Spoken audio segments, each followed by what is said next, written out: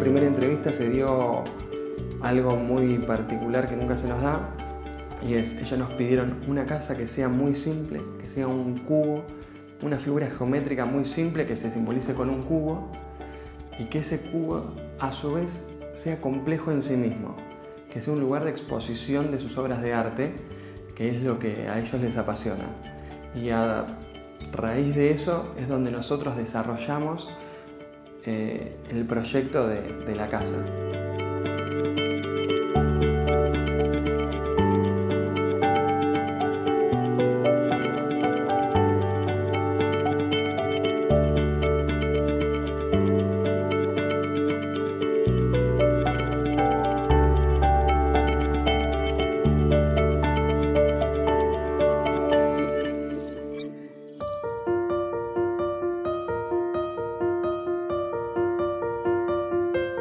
Teníamos puntos muy claros en donde desarrollar el proyecto. Una morfología, un cubo simple, que a su vez sea complejo. El material, que tenía que ser hormigón a la vista. La privacidad, donde la casa se tenía que cerrar al frente y abrirse al contrafrente. Y algo fundamental, el lugar donde está implantada. Esta casa está implantada en un barrio en Nordelta, donde tiene entrada directamente del río Luján, tanto en el exterior, por la parte del contrafrente de la casa, como así por el frente, pero a modo de canales, que se van peinando y van teniendo las visuales.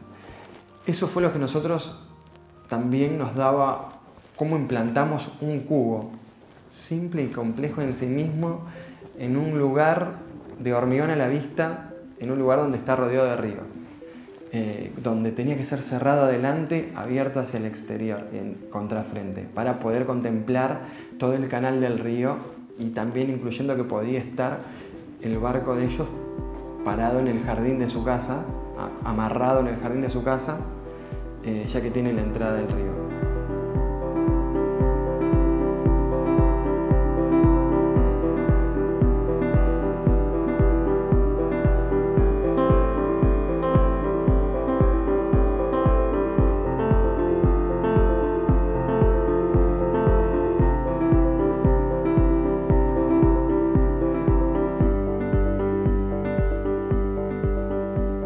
Pensamos esta casa como un objeto muy pequeño, cúbico, compacto, que a partir de ahí se le van haciendo sustracciones y adiciones. En el frente se le adiciona como una cajita suspendida que está volando toda de vidrio, porque ahí se nos generaba que el programa de la casa también era simple. Era una habitación principal, la máster, con una habitación para la hija, y tienen 2 hijas. O sea, tenía que haber 2 habitaciones para la hija, una habitación de huésped y la máster. Una de las hijas ya no vive más con ellos, la otra sí. Entonces dijimos, bueno, las habitaciones principales dan al contrafrente y miran el río, que es la situación ideal de la casa. La hija que vive con ellos y la máster. Y la hija que no vive con ellos nos quedaba, porque no nos daba la superficie, en el frente. Para no sacarle importancia a esa situación, decidimos hacer esto. Esa habitación que daba al frente tenía que tener también, teníamos que lograr que tenga la misma capacidad visual, espacial que tenían las otras. Y como tenemos la situación que a modo de peine, desde el frente, se ven los canales del río, que donde en esos canales iban a estar los barcos estacionados, y la visual que hay iba a ser muy importante, decidimos, con este criterio de sustracciones y adiciones, esa cajita que te comentaba en el frente, como poner esa cajita de vidrio, que esa cajita de vidrio es la expansión de la habitación de una de las hijas, la que no es permanente. Y lo pensamos como una cajita de vidrio que sale con el criterio de... es todo un vidrio a ellos, a toda la familia le gustó mucho lo que es la cultura, leer, meditar.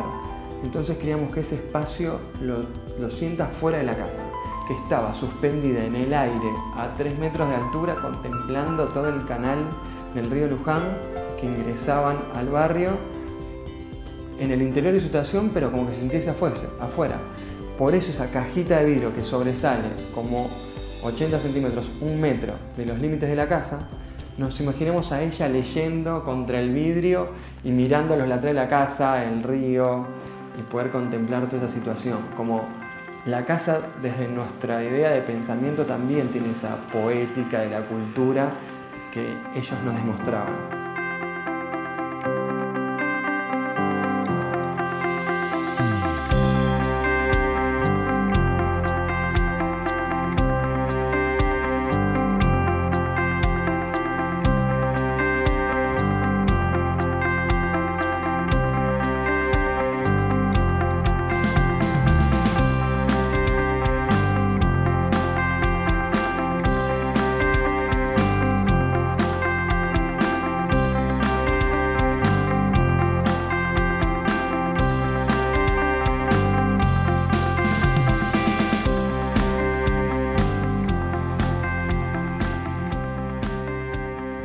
El frente de la casa da al este, el contrafrente da noroeste más o menos, está media cruzada, pero como si fuese un oeste. Eso nos permitía que al atardecer a ellos les gusta mucho la iluminación y no querían usar cortinas en la casa. Nos entra la luz y si usamos un screen como que tamizara el sol directo, pero que la luz ingrese, que la casa sea luminosa. Entonces tenemos ese ingreso del oeste, que es donde da el río, en todo el contrafrente. Y por el lugar donde está, la fachada sur es muy fría y es muy ventosa, porque al ser un barrio muy descubierto, con el clima de hoy es bastante hostil el sur. Entonces en el sur es donde nosotros implementamos el servicio de la casa en planta baja. Y en la planta alta, ahí pusimos la habitación principal, y hicimos este sistema de rajas. Estas rajas tienen la particularidad que solo no se ven en la fachada, pero también continúan en el techo. Esa continuación desde el techo no era algo solo meramente formal, sino también está pensado para que puedan recibir ese sol y el calor de la orientación norte, del sol cuando está arriba de la casa, porque si no solo tienen el sur. Ahí está ubicada solo la habitación principal como para controlar las visuales laterales por lo que tiene en ese sector la casa, y además para tomar esa situación la aprovechamos y tomamos con las rajas en el techo el asolamiento del norte.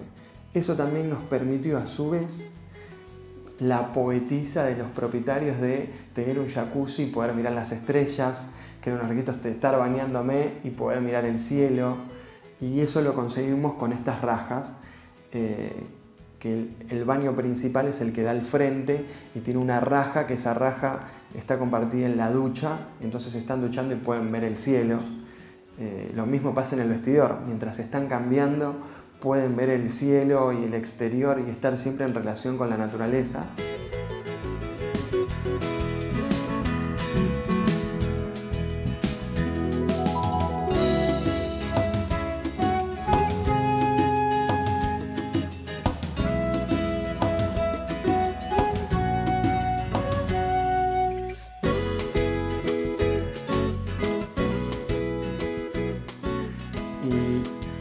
Dentro de la habitación principal está incorporado el jacuzzi, y justo arriba del jacuzzi hay otra raja, que esa raja les permite estar en el jacuzzi y poder contemplar tanto el cielo como el río, porque ahí la casa hace un quiebre y se puede ver también el río.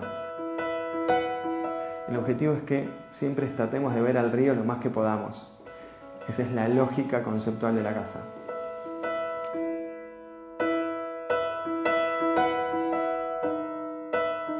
Cuando empezás a armar una estructura de distribución de planta, decís, ¿y ahora dónde vamos a poner la escalera si tiene que estar todo libre?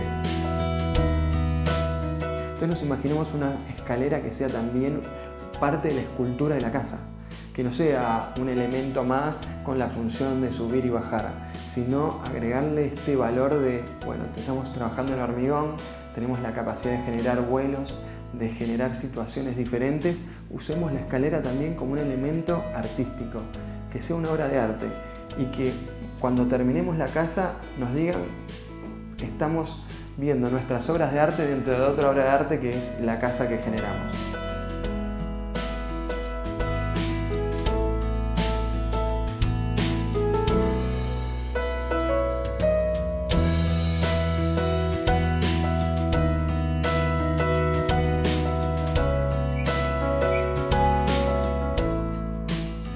Entonces así pensamos la escalera. Entonces entras a un espacio a doble altura donde te encontrás con una escalera que tiene 2 niveles porque llega hasta la terraza y toda una escalera que le dimos como un vuelo. Y toda la planta baja gira alrededor de ese espacio. Y no nos sirve para separar el acceso del resto de la casa y generar ese despegue de situaciones diferentes, pero también es parte de la ambientación del lugar.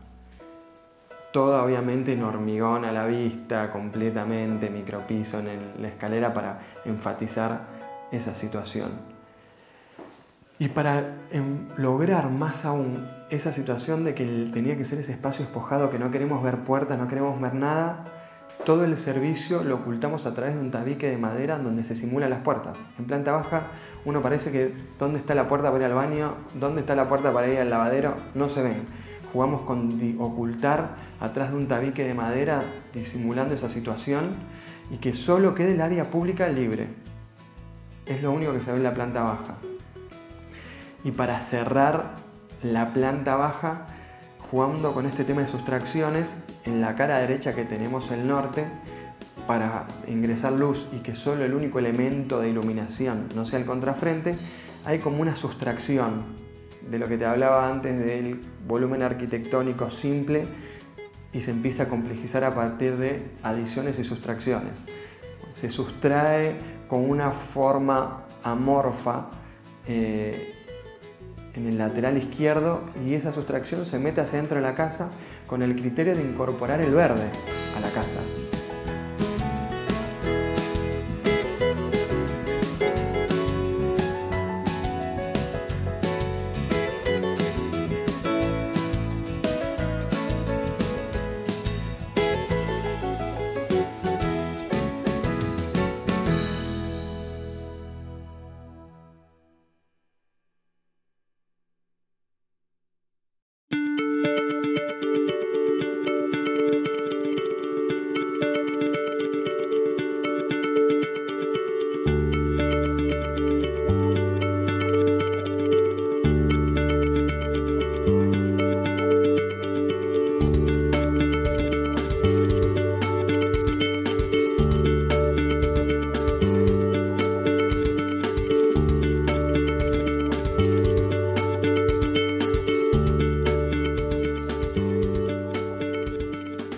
La puerta principal la habíamos pensado resolver no como una gran puerta, sino como era una gran raja de madera que partía el volumen pesado de hormigón en dos. Romper con la simpleza de la figura y jugar con sustracciones y adhesiones de la pieza geométrica principal, hacer una intervención, partir el hormigón, romper la continuidad de esa pieza de hormigón y ahí generar la abertura de la casa. La idea principal era generar como un tajo central de madera, cambiando la materialidad y que ese marcara el acceso. Si no, se perdía el acceso entre toda la masa de hormigón. No se iba a leer cuál era el acceso. Y principalmente nunca se nos ocurrió hacer una puerta de 7 metros de alto. Pero en esas decisiones que contábamos que a través de la obra se iban haciendo algunos ajustes y se terminaba resolviendo y tomando alguna otra decisión, esa fue una de ellas, donde al tener ya toda la estructura parada, donde la escalera habíamos logrado que volara como pretendíamos y se notaba esa monumentalidad del espacio en doble altura del acceso, la escalera, un día enfrente de esa situación nos planteamos la situación de decir, ¿por qué la puerta no se abre solo en una hoja?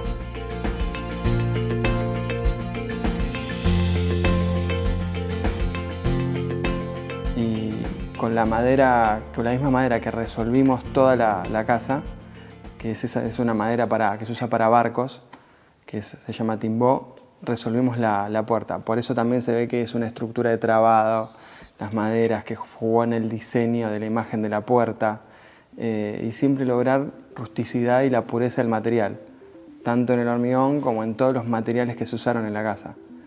Entonces se notaba la naturalidad de la madera y la impronta de poder lograr la apertura de la puerta.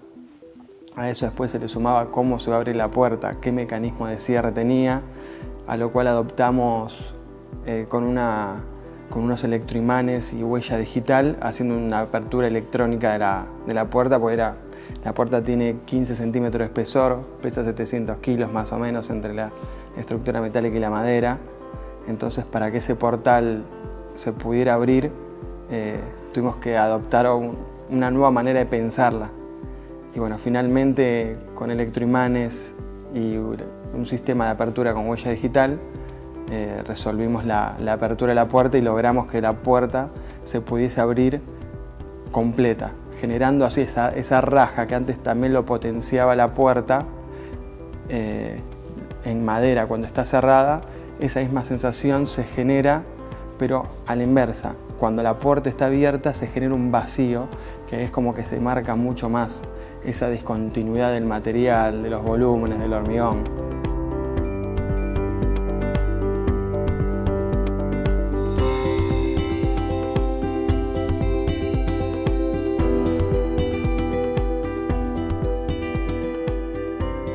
La iluminación de la casa se pensó en conjunto también con todo el diseño. O sea, la iluminación es parte de la arquitectura de la casa, porque muchas de las situaciones y las sensaciones que quisimos reflejar de la estructura de la casa se logra también a partir de la luz. Más que nada, siempre partimos de un cubo simple como figura geométrica de hormigón, y en lo que eso genera como imagen era un volumen muy pesado. Entonces quisimos desafiar esa situación y exponer y contrarrestar un volumen tan pesado de hormigón implantado en el terreno. ¿Qué pasa si está suspendido, iluminado por abajo, y logramos esa situación de despegarlo del piso y como que esté flotando? Entonces, a partir de la iluminación, generamos esa sensación de que la casa está suspendida en el aire, un volumen macizo de hormigón pesado. Lo contrastamos con la liviandad de que puede estar suspendido sobre el pasto, y todo eso logrado por la iluminación que le dimos en toda la parte inferior de la casa.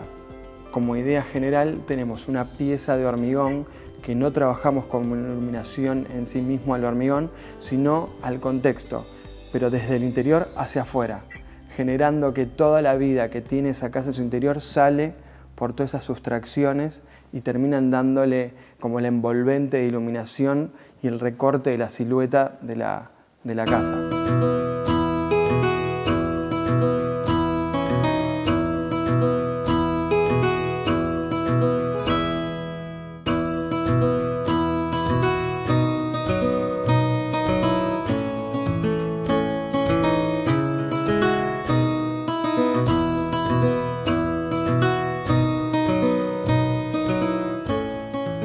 La construcción de la casa creo que fue un gran desafío en todos los puntos de vista.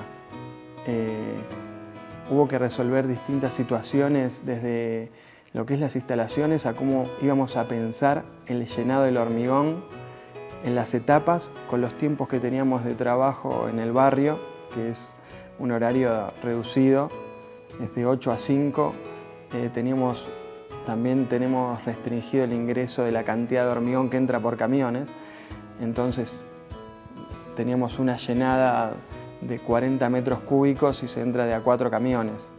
Y aparte, al serlo de 4 metros cúbicos se entra con pocos camiones. Al serlo tan en etapas, teníamos que pensar cómo se cortaba el hormigón para que no cambie el color en el próximo llenado. Y entonces cada etapa de la casa nos hizo pensar más de una vez y repensar cómo se iba a llevar a cabo. Pero creo que eso nos hizo programar un poquito más las situaciones, poder pensar y decir, bueno, cómo vamos a partir, en cuántas etapas se va a hacer el llenado de hormigón de la casa. El resumen de eso es que sí, hubo que pensar desde el llenado del hormigón hasta cómo iba con las instalaciones, cómo se cruzaban, cómo convivían aparte los gremios que generaban las instalaciones, el hormigón, electricidad, plomería, aire acondicionado. Conjugar en el mismo momento la instalación de todas esas actividades para que el día que se tiene que llenar con hormigón, todo eso esté listo.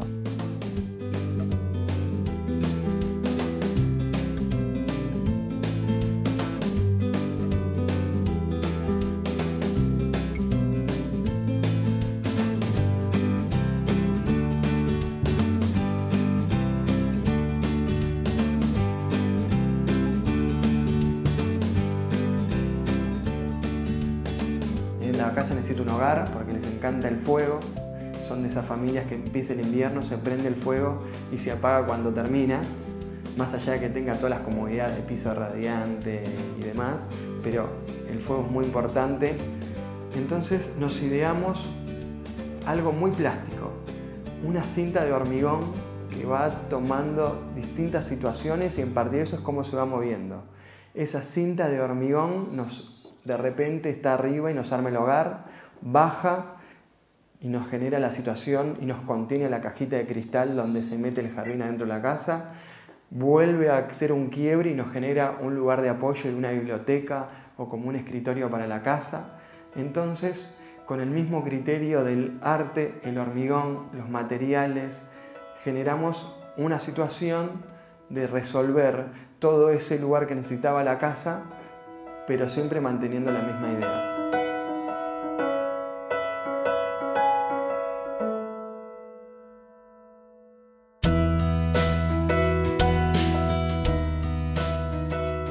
Como remate de la planta baja tenemos el sector cocina, que la cocina también lo veamos como un mueble que esté suspendido en una isla, algo suelto en ese espacio y que no pensarlo con el concepto acá está la cocina, sino es un mueble que rompe con los esquemas de toda la monotonía del hormigón, porque es laqueado blanco con vidrio negro, buscando, acá tenemos lo diferente de la casa. Esto es lo que agregamos por fuera, son elementos que están sueltos, pero tienen función de cocina y nos resuelven esa situación y nos hacen el quiebre y el corte de toda la rigidez de la estructura de la casa.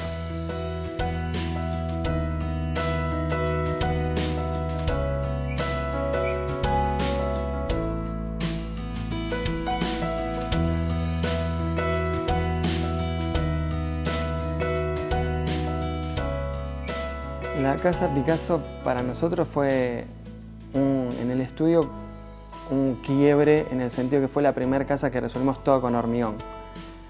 Siempre uno dice, es como el diseño soñado. No es normal hacer una casa completamente de hormigón y teníamos la posibilidad de desarrollar eso que tal vez uno siempre quiere hacer.